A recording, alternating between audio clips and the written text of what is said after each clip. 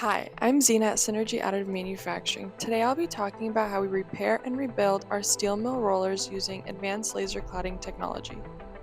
Hot steel billets coming out of a steel mill pass through a series of rollers till they cool down.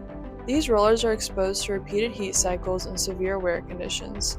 Laser cladding is an advanced surface restoration process where a high-power laser precisely melts and fuses a coating material onto a worn surface, creating a dense, metallurgically bonded layer that restores and enhances the component's performance. Synergy offers a range of high-performance cladding materials, including tungsten carbide, stellite alloys, colmanoid alloys, stainless steels, and more.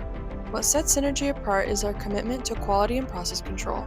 We are an ISO 9001 certified company, and our laser cladding systems are equipped with advanced monitoring and control technologies to ensure consistent heat input and uniform coating quality on every part.